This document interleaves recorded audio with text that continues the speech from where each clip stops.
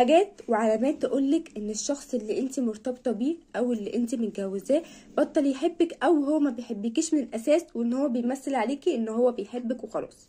تعالي اقولك على شويه علامات وشويه طرق وشويه حاجات تعرفك ان الشخص اللي قدامك، اللي انت بقى خطيبك، جوزك، حبيبك، ان هو مش بيحبك وبيتسلى بيكي، او لو هو جوزك ان هو مش بيحبك بس عايش معاكي اللي هو عيشه وخلاص او عشره وخلاص. تعالي اقولك تعرفي ازاي ان الشخص اللي قدامك ده مش بيحبك ومش اللي هو عادي مش فارقه معاه. اول حاجه بيستخسر فيكي كل حاجه. زي ايه؟ بيستخسر فيكي ان هو يجيب لك لبس، ان هو يجيب لك ميك اب، ان هو يشتري لك اي حاجه نفسك فيها.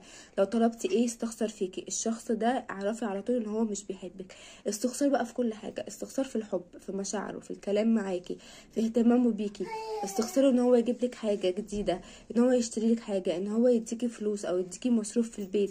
يستخسر فيكي حتى اي حاجه حلوه، حتى لو كانت صغيره يستخسرها فيكي. فاعرفي ان الشخص ده مش بيحبك وان هو مكمل معاكي كده وخلاص. المفروض اصلا ان انت تعرفي من العلامه دي. تاني حاجة بيخبي عنك كل حاجة عن حياته، عن شغله، عن اهله، عن اي حاجة. ان هو مش بيحكي لك اي حاجة بتحصل معاه. لو في ايه في الشغل مش بيحكي لك، لو مثلا حاجة عند اهله مش بيقولك عليها، لو حاجة مثلا حصلت معاه حاجة حلوة مش بيجي يقولك عليها ومش بيفرحك ومش بيشاركك الحاجة دي معاه. على طول تلاقيه مش بيحكي معاكي ولا بيحكي لك اي اسرار من اسراره. اللي هو ممكن انت تسمعي الحاجة من بره، يعني ممكن حد يقولك ايه مثلا جوزك ايه طب حماتك عملت ايه وكده. تعرفي الحاجه من الغريب قبل منه. ولما تيجي تساليه يقولك اصل انا نسيت. مفيش حاجه اسمها اصل انا نسيت. اللي بيحب الشخص بيحب يشاركه في كل حاجه، في الصغيره وفي الكبيره. فاعرفي ان هو بيخبي عليكي اي حاجه، فاعرفي ان هو مش بيحبك. ان هو بيفضل صحابه او اهله عنك.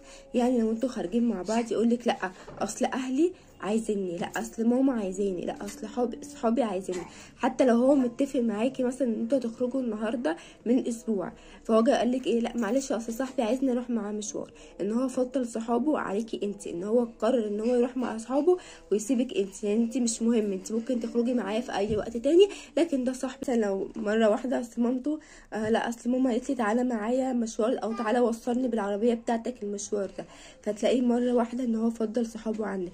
مثلا تبقوا قاعدين مع بعض في مكان تلاقيه صاحبه كلمه واتكلم معاه وهزار وضحك، ومعاكي انت قالب وشه. الحاجه وراها بيقارنك دايما بغيرك. يقولك بصي فلانه عامله ازاي، انت ليه مش بتعملي زيها، انت ليه مش مهتمه بنفسك زيها، انت ليه مش طريقتك شبهها، انت ليه مش لابسه شبهها، انت ليه اسلوبك من شبهها. على طول بيقارنك بواحده. بصي اعملي زيها، بصي دي عامله ايه في نفسها، طب بصي دي حلوه ازاي، طيب بصي دي، طب بصي دي. على طول بيقارنك بغيرك. طب بصي بنت خالتك، طب بصي اختك، طب بصي اختي عامله ازاي. دايما مش قبلك انت بطبعك، لا عايزك تبقي حد تاني غيرك انت. فعرفي ان هو الشخص ده مش بيحبك. وصدقيني لو بيحبك هيحبك زي ما انت، وعمره ما هيغير اي حاجه فيكي. غير لو في حاجه مثلا انت عصبيه زياده عن اللزوم، الحاجه دي ممكن يتكلم معاكي وانت تغيريها. لكن عايزك حد تاني، هو كده مش بيحبك.